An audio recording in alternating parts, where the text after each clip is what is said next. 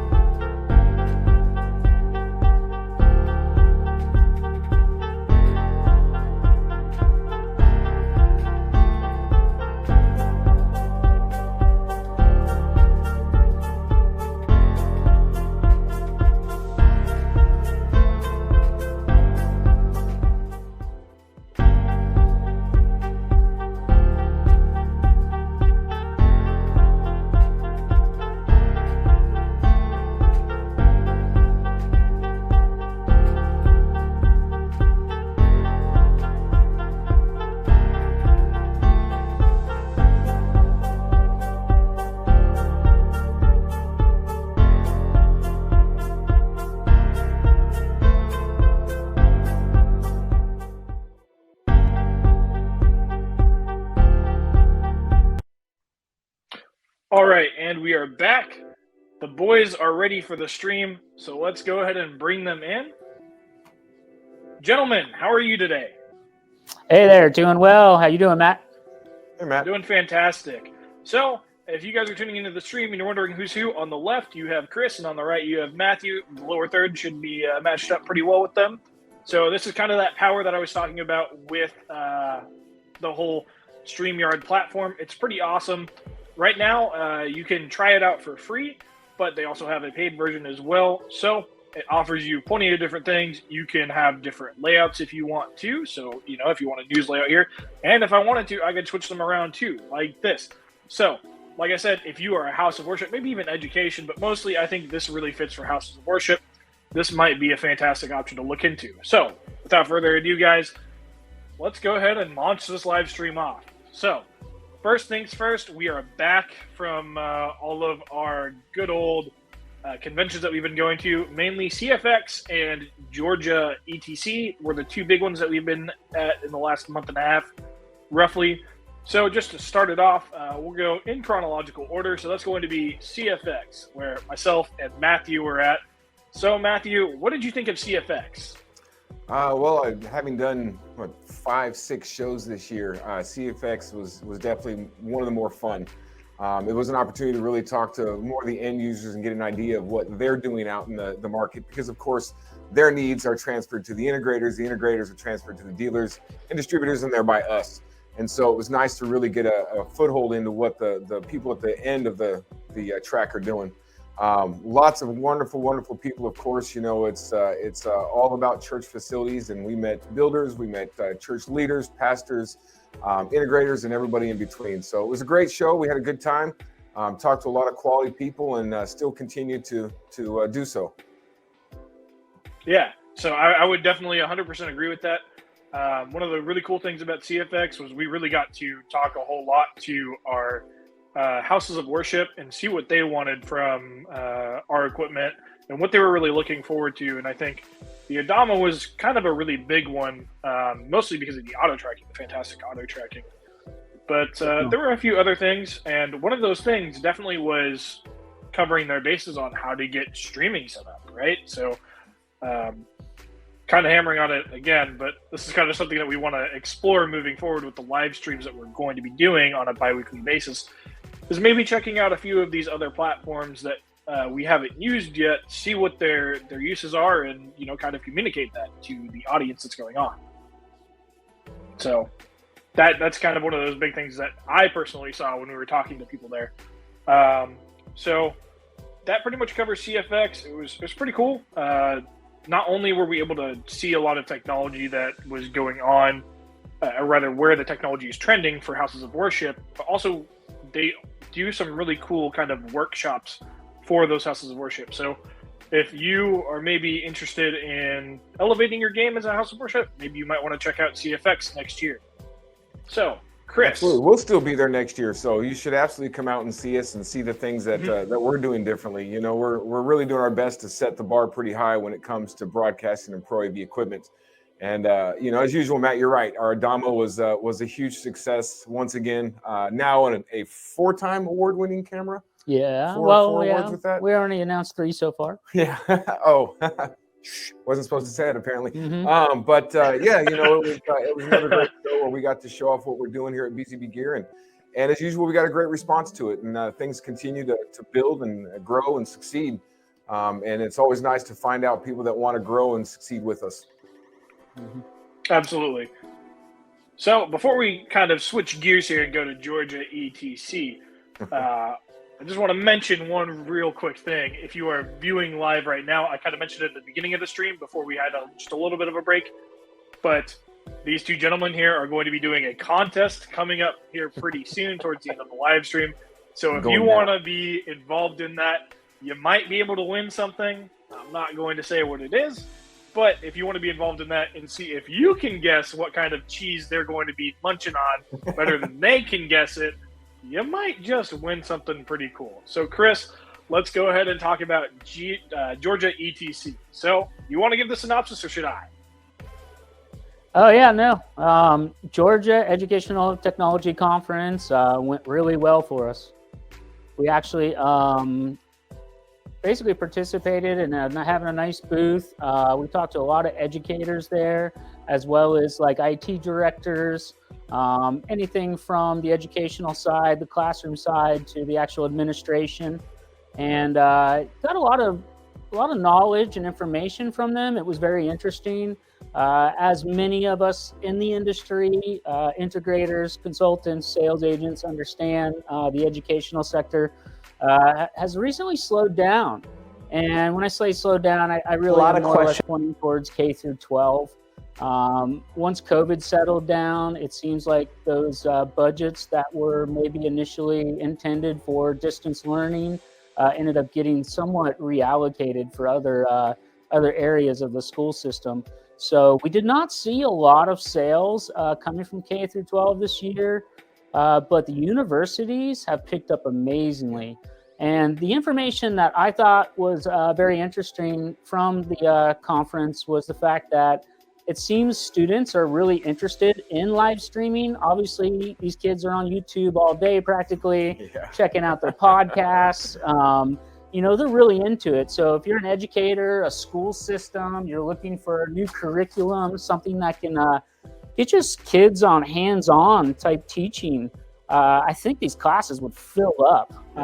They're all over it from at least the feedback I was getting. I talked to a history teacher that recently basically got reappointed to teach live streaming and broadcasting. So I thought that was really cool. I thought the fact that these kids want to get into it is great. And I think there's a market there for this, for the school systems. What else? Also with the education side, again, the universities, they seem to be expanding their campuses without physically expanding their campuses. I mean, it's kind of a win-win for them. They're, let's be honest, probably charging pretty much the same amount, whether you're online or not. My daughter actually goes to Arizona State. She works a program through Starbucks. She couldn't be happier. She takes a lot of units and works her butt off. It's definitely not easy, as we know. But I see a big growth there. Obviously, it's a trend in the industry right now for universities to keep expanding. And also trade schools. Trade schools, obviously, who are hands-on, welding, whatnot, they want to have the ability to demonstrate and do some type of online courses. And almost like a hybrid program I was gathering from our teachers, where they're saying, I actually talked to one person who's starting his own company, where it'll be hybrid. It'll be online for the reading materials and the basic tests, but they'll be coming in. The students will come in 2 to 3 days a week for the actual hands-on side of things. So I like that hybrid idea. That's really cool. It's important to get kids to be engaging and put their hands on things. One of the things I love about the hybrid too is teachers have the ability now to record their lessons. You know, when I was in school, that was always one of the hardest things. When you're in class, you got that hour, she's cramming as much as she can down your throat with 30 other kids or 300, depending on where you went to school. And then you get home later and you're trying to do the work. So I love that hybrid aspect of being able to record and have access to that kind of information down the line. And I think it's one of those things that isn't really thought out about a lot. They're looking at it strictly of I'm live, they're live, and then that's it. I think there's really a huge back-end opportunity to increase the knowledge that people are getting in hybrid environments. Yeah, for sure. It definitely seems that way. The other couple folks I talked to would be, say, like gym teachers. The sports are now becoming more of a thing. They want to use PTZ cameras to cover basketball games and gymnasiums. They can mount them up high. You can use different technologies for this. As we know, SDI cabling is capable of 328 feet in distances, perfect for gymnasium. If you can create a great network backbone, obviously NDI technology is going to be another great way to stream. For those of you not familiar with NDI, it's Network Device Interface. It has to do with streaming over the local area network using a Cat5e or a Cat6a cable. You can capture, power up the camera, do everything with one cable. However, the network backbone does need to be a good one. We typically recommend a managed network switch, that's PoE. That's going to give you the ability to create the VLAN, separate all that traffic. So make sure if you do consider NDI technology that you're considering either ramping up your network or creating a separate private network essentially for the specific purpose. Yeah. And definitely, I think, especially in higher education, I think the convergence of that AV budget with that IT budget is starting to happen more often because the technology, like you said, NDI is pushing everybody towards that direction. And granted, with HX3, it's going to get you the best compression, the lowest latency. like what the Adamo 4K ships with. It's still important to have a good, robust network behind it. So things are starting to come together, and it's really changed, I think, how we approach these deals and how we talk to them. Yep, definitely. And for those schools that are essentially looking at doing some type of NDI stuff, obviously making a great network is going to give you more flexibility in the future, including installing AV over IP. That's audio video over internet protocol, where you can be able to distribute your video signals, audio control over the local area network. It's been a little pricey for years from now, and it still is a little pricey. However, it's definitely the future. So if you're an IT director, administrator looking to do something with your network, probably don't need to tell you, but a 10 gig network is really going to help facilitate all these different devices, make sure that they're operating properly, whether it's NDI technology or whether it's AV over IP, specifically a device for sources. So definitely look at first thing is fix that backbone, make sure that thing's working solid. Yeah, or call us if you need some help, because we can point you in the right direction of who can do that for you. Mm-hmm. And then we can get you some of our amazing equipment to put on top of that network and really see how things can work smoothly. And again, in talking about the hybrid environment and the need to record, our latest and greatest, the Adamo 4K, actually has the ability to record up to 1 terabyte of data locally on the camera. So live streaming with this camera not only allows you AI auto tracking functionality, which is some of the best in the market right now, but again, that ability to record those lessons, put them online, and allow your students to go to YouTube, as they're already doing anyway, and saying, what's Miss Grizzle got going on for this class, and really be able to do things on the back end. And I actually had a client who's an old school videographer, and that was one of the things that he felt was the best feature of his camera. He's like, I come from old school days. I work with the big cameras, and he goes, but I am really amazed by this Adamo camera. And the one thing that I really like is this little SD card slot. Yeah. He goes, this is awesome.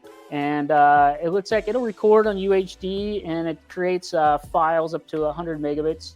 So usually it's 40 for FAT32. Yeah. So really cool little extra feature. We're always thinking of these things with our designs. For instance, even like on the Adamo, we added special things like if you need to change the IP address, you don't have to hook it up to a computer. You can actually do it with an on-screen menu. Not many cameras can say that. So that's a really good functionality that, we try to think these things out in advance to make sure our customers have a simple setup. But of course, we got excellent tech support. So if you need help there, they're always willing to help, and videos. And I say, the smell of this cheese is really making it hard to concentrate on this conversation. Y'all cannot smell this, but I got to tell you, as a cheesemonger myself, it smells so good in here right now. I know. I'm up against the cheese master. He literally comes in with $100 blocks of cheese. Before I don't even know what I'm eating today, but hey. Before we get to that, I know you guys have been kind of talking about it for a while here, but yeah. It is the namesake of our title here. Is distance learning dead? I mean, from what it's sounding like, I don't think it is necessarily, but if you guys want to chime in on that, that'd be great. I mean, definitely not dead, but I think as anything in life, there's an evolution to this. We were all thrown into it, whether we're in the AV world or outside of it, or educators or whatever it was. We were all thrown into this at pretty much the exact same time. And I don't think any of us really knew what was coming or how we were going to deal with it. Well, right out of the gate, we were receiving orders for just huge amounts of cameras. Right. I mean, we installed cameras in Faulkner University, or we didn't, but our dealer did. 150 cameras. Our BZBGEAR, which is like our educational camera, this little guy here, works great for any type of school, universities. But let's face it, the numbers were like kind of crazy. I was like, hey, can I get 50 of these? Can I get 80 of these? That was a different world for a little while there. Now that's slowed down, obviously. So I don't think it's dead. It's just transitioned. Yeah. It's changing. Yeah. It's going more towards the universities and the trade schools. Fingers crossed, we don't have any type of strange COVID situations or similar things happen to us in the future. However, it is a little concerning to know that the schools aren't exactly preparing for a possible issue in the future. Right. I don't want to jinx it, but I think it's important to consider that as a backup, because we don't want to end up in the same situation where our kids end up losing months of education because not sure what to do, and we're not properly prepared for distance learning.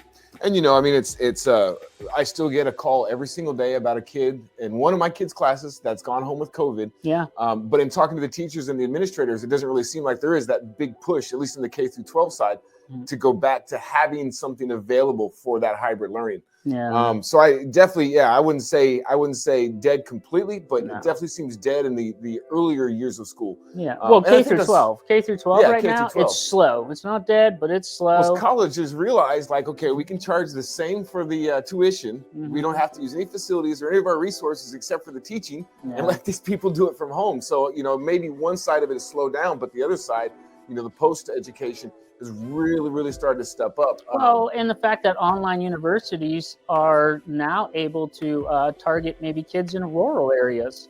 Right. For instance, my daughter lives in California, but she's going to Arizona State. Right.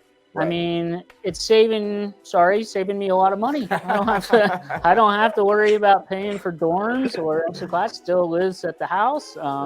She's happy as a pea, and I got a little extra bonus. She even had Starbucks help pay for tuition. Nice. So if you have a kid that's looking at college, get them to Starbucks. Turn in that application. Yeah. They actually pay for everything if you work a full schedule. So definitely. Apparently, I have to put the money that I'm saving towards her first house, as she's advised me, but it was definitely interesting to know that you have that option out there as kids. Free plug for Starbucks. Send us some gift cards. Yeah, free plug for Starbucks. But I think you guys are absolutely right. I do think, as far as the whole distance learning aspect is concerned, I do think kind of your primary school year, grades 1 through 12, is going to move more and more towards getting everybody back. Maybe there might be some recorded lesson plans or whatnot, but I do think universities and higher education will definitely be trending towards this direction because it just opens a whole lot more doors. Number one, they also have a lot more budget to kind of accommodate this kind of stuff. But number two, it just makes life a lot easier as a student as well. So like, there's not a whole lot of downsides unless you're one of those people who really kind of struggles with being able to learn in an environment where you don't have immediate access to the person teaching or classmates or whatnot. But I do think it opens up a ton of doors. So I think that just about covers distance learning. Do you guys have anything else to I'd like to cover a little bit about the equipment that we would recommend for distance learning. Obviously there's a lot of different budgets out there, and I think it's confusing for many instructors, teachers, principals, as to what they actually require for their classrooms. Or maybe it's not a classroom, maybe it's an auditorium, a gymnasium. BZBGEAR, we offer an array of different types of cameras, from starting at $11.99 for our educational friendly BZBGEAR HSU3. You can get this in 10x, which is the most common version for classrooms. It's good for zooming up to 25 feet. Also 20x, good for 50 feet. 30x, good for 75 feet. So for a budget-friendly camera that is not compromising any type of image quality or overall functionality, the BZBGEAR is a really good way to go. If you're looking to step up a little bit and you have a little bigger budget, then the BZUPTZ, offered an NDI, is also a great camera. It's a little bit more money, but it's going to give you just a little bit better quality image. The motor's a little bit snappier, I'd say, a little more refined. So either one of these cameras, and they come with all the connections on the back. They got a 3G SDI, which a lot of you instructors out there, or actually instructors, they say IT directors or managers. When I get this call, like, how are we going to connect this camera in our classroom? USB. It always seems to be the go-to, which is fine. That's what they're familiar with. Yeah, but the problem with USB, just FYI, is the fact that it doesn't go farther than 12 feet for a 3.0, which is what you want to use. You got a limitation distance there, or you have to move up to a fiber optic type USB cable, an active cable that's going to give you that longer distance. Quick short around way to get around that would be using an SDI cable. SDI cable essentially is a 75 ohm coaxial cable with locking BNC connectors. You can go up to 328 feet away. It's solid. It doesn't it's not usually affected by electricity. And then you can use one of our capture devices, like our BGCSA SDI capture device, which connects USB to your computer. So you're still using USB. Right. You're just using a better cable that's less expensive. It's very inexpensive to run this cable, and it's very solid and durable. Of course, our flagship camera, which is also great for education, is the BZBGEAR 4K.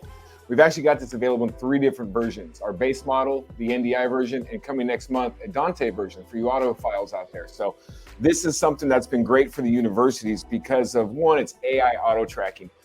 Some of the best auto tracking on the market right now. Ask anybody who knows Adamo and BZBGEAR, and they'll tell you the exact same thing because it's true. This is the camera that's won at least 3 awards so far, and there's a reason for that. It's tally lights, it's got 12G SDI, it's got 4K at 60 out of multiple outputs.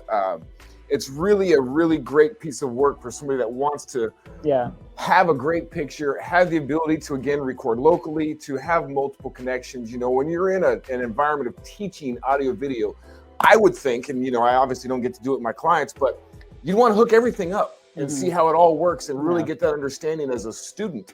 And so something like this with its plethora of options is going to give you that ability. And I think it's just a great way to learn. Have these on site, give the kids an opportunity to plug things in and test it, play with it, and help them really learn what's going on. Not to mention, this is the cameras that we're using today. So this beautiful picture you're seeing is on this camera right here. Yeah, and you don't necessarily, obviously live streaming in 4K is not quite there yet, right? But you can live stream in 1080p with this camera, but with the 4K lens, you're gonna get a better image than you would with a 1080p lens. So the quality is there, the ability to adapt to whether you're live streaming or recording is there. And for the price point, these guys start at $2,700. Amazing price for this camera with all the features and functions on it. I could go on and on with this. It's offered in black and white. Yes, he could go on and on. Yeah, I can. And so there's a lot of different quality cameras that we're offering, essentially from 4K to 1080p, depending on what your preference is. We also have web cameras. We have a new conference bar called the BG Cyclops 4K. It's an auto framing EPTZ speaker bar, microphone, really cool device. It's brand new. Take a look at our website. You can find that on the product pages under video bars. We have some other cool products coming out shortly here next month. We'll be making a little announcement, sending out an update to all our dealers and distributors out there. And don't forget that BZBGEAR doesn't just offer broadcasting. We're covering that today because that's the main thing that we wanted to talk about based on the shows we've been to.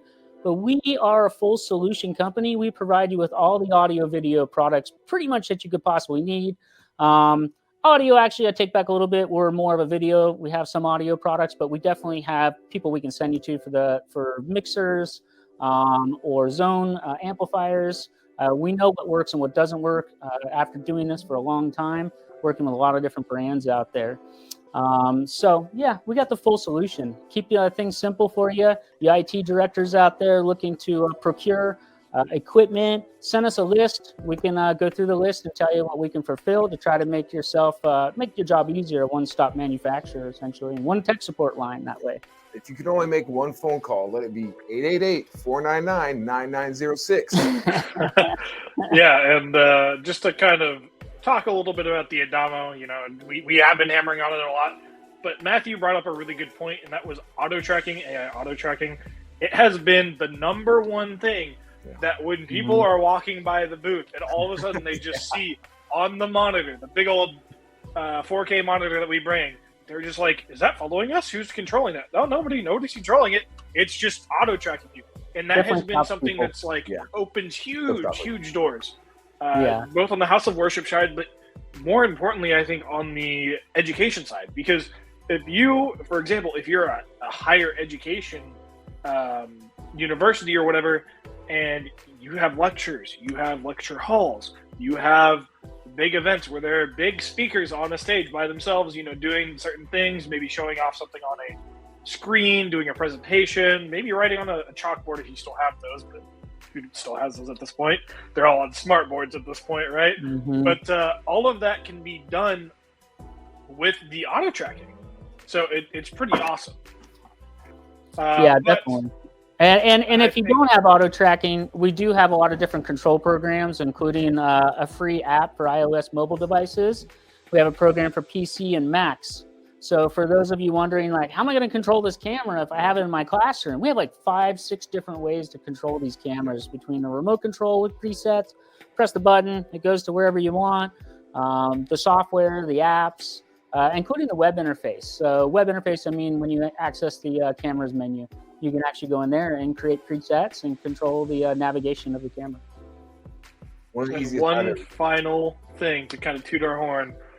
All of this, minus my portion, unfortunately, but everything that you see here with these two wonderful, beautiful gentlemen here on the screen is on our wonderful Adamo 4K. So before we continue any further, I think we've pretty much hammered this to death at this point. We're just over 30 minutes right now on the live stream, and we have a challenge to do. Cheese time? Matthew is currently holding something in his hands. It may or may not be a potential reward if you win this contest.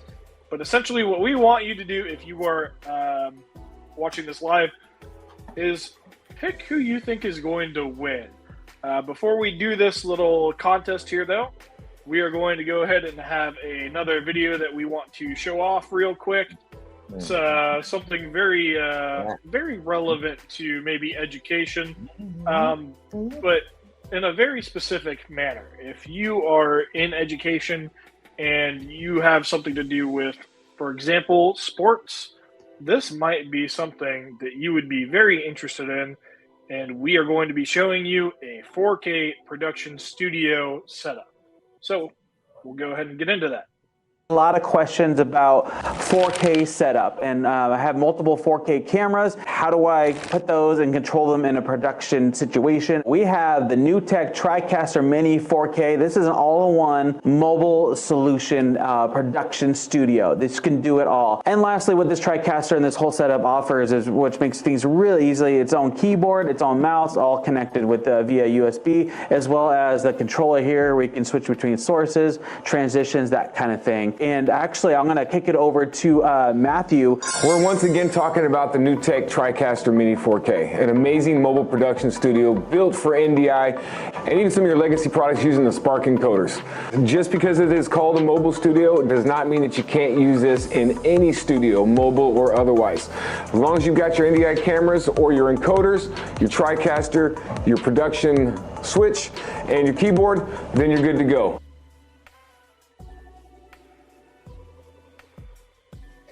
I think we are back. And we are back, gentlemen. Yes. Sorry, I forgot to unmute us all. We are back, and I think it is competition time. What do you think? Sounds like it's I agree. We got pretty cheesy. two prizes. Pretty cheesy. We've got a lovely, I would call this a racetrack shirt. It's got the nice holes in it to keep you, from sweating too much. Cheeseworthy. Well, it's a cheeseworthy, buzzworthy shirt. And then, I don't know, do we want to open this and show what it is? Let's see here. The box of dreams includes this lovely BZBGEAR coffee mug. Is that how Vanna White? I have to admit, yes, we can. Absolutely. I have like 5 mugs at my, at least 5 or 6 to-go ones. This is the best one. I like put hot water in there and it stays hot for like an hour and a half. Nice. I swear, I was like kind of blown away by that thing. So good thermos. So I guess it's time to try some cheeses. So what we're gonna do here is time. Chris and I are each gonna take a little nibble and then do our best to convey what cheese we think it is. Are we feeding each other?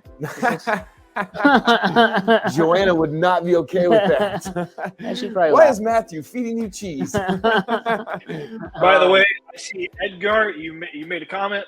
Thanks for saying that we got great tech, but I want to remind you, please make a quick prediction on who you think is going to win, and you might get one of those shirts or that cool mug. So go ahead, Chris and Matthew, sorry to interrupt. No worries. So I know nothing about cheese, so be careful voting for me. And then Chris. Don't buy knows, that, man. It comes in with cheese all the time. So vote for who you think is going to win this little contest of ours, and we'll see how things go. Hopefully you can win one of these amazing prizes. I'm not trying to influence anybody's guesses here, but Matthew has been known to carry around his own cheese when we go to these conventions. And salt. And salt. Yeah. He actually got busted at Vegas. They wouldn't let him in because he had salt in his pocket. Yeah, they were wondering what it was. For the club, it was ridiculous. All right, so now we've got our first cheese, apparently. Let's see. I believe we do. It's looking a little fuzzy. Yeah, on where our do- end. Is Where this, do is, this fancy crackers the, is go? this the cheese that was $400? This was the $400 block of cheese, right?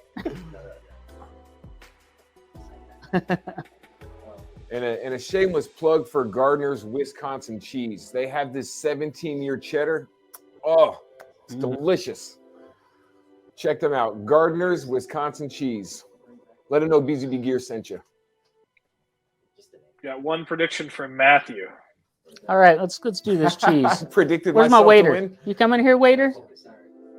Let's get that cheese in there. All right. Come on in, waiter. Bring the cheese Come on in here. in. You can bring it all the way in. Don't be shy, Let's see Flo. here. Let me grab a piece and That's a all right, big so piece of are cheese. we Do I have to swirl it? all right. Definitely smells like Swissy. I'm gonna say Swiss. Yeah, definitively Swiss. Mm-hmm. I'm a big Swiss fan.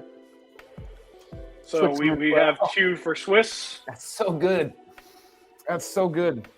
That was good. Mm.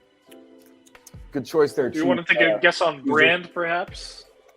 No, I don't have any clue. Lucerne. Well, I have the pleasure of informing you two gentlemen that you are both correct. It is Swiss. Yeah. Yeah, that was the easy one. All right, let's get to the hard ones. All right. There we go. Option number 2. I'll take the bigger slice this time. Let's see here.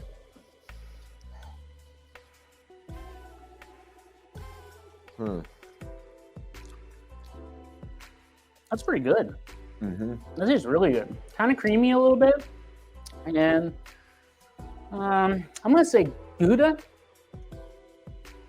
I'm gonna go with the Medica on that one. Chris, you're fired. Ah, not my forte, but Matthew, you were correct. 2 for 2. We've got 2 predictions on Matthew at this point. Chris, it's not looking too good. you know, can I do? Well, that's All right, definitely not Swiss. Right? Definitely a heartier cheese, a little harder, darker. Is that even cheese? Mm. What a trip! Mm. That tastes really good. Mm-hmm. But I have no idea what it is, to be honest with you. I'm gonna take a guess, and I'm gonna go with. I'm gonna say Mimolette on that one. Yeah, because that's the only thing I can imagine. Yeah, Mimoletta. Yeah. That I would don't know be the what correct Mimoletta guess. is, That was pretty That would be good. the correct guess. All I know Recommend right now, Mimoletta for your next cheese block. all I know right now is I'm a little jealous, and I wish I had some cheese right now. But unfortunately, I don't. You are missing out. Well, This is, you're in Texas. There's got to be some good cheese This is a somewhere delicious around contest. I can tell you what this is without even trying it. This is the blue cheese, 100%. One of my favorites. there. Oh God, One of my favorites. I don't really like it. Oh, It's That a is little, amazing. it's a little bluey for me. Maybe on a burger. blue cheese. Is I can't definitely stand one blue of cheese. Oh God. No, I'm done. That's good. Definitely one of the stinkier cheeses. Chris is not a fan, apparently. No, blue cheese. I can't blame Chris. That's just not a straight up eat this cheese kind of cheese. Personally, one of my favorite cheeses, blue cheese. Soft, super stinky, and just really tangy. Good stuff. I'm not Is that all shocked. the cheeses? To clear the palate. Yeah, some coffee to clear the palate. Oh yeah. We have You some got more one more in you? cheese. You got one more in you? I haven't even eaten lunch today. Oh, let's see how this goes. Smoked Gouda. Yeah, it's good. That smoky, bacony flavor. I need That some is crackers. I need some mustard. I need some stuff with this, man. And are they correct on the Gouda? I got some bad breath Wow. at this point in time. Nobody come near me. Very good. That was probably the best contest I've ever been involved in. Well, it looks like, So who won? unfortunately, with just a lead of 1 point, All right, so I Matthew get wins, and Chris, you are the loser, my friend. Nah, I was off. I had a feeling that one wasn't going to go my way. so I have to pick a winner from our viewers now. Yes, you do. We have Edgar Ladaga and Alyssa Howland, who both voted for you, Matthew. So you get to choose who gets what, I guess. Well, since my last name is Allison, I'm going to be not nepotistic, but Alyssa, you win. Allison, Alyssa, close enough. Do we want to maybe split the prizes here? Maybe a shirt and a mug. You know, I think that's probably a good idea. We like to make sure everybody's winners. So, Chris, why don't you go ahead and pick a winner from your contestants as well? Alyssa gets the double prize. Congratulations, Alyssa. Oh, we'll send you some cheese too. Is this the one with the good top? There's some have that really cool top and some have the other one. Yeah, this is good.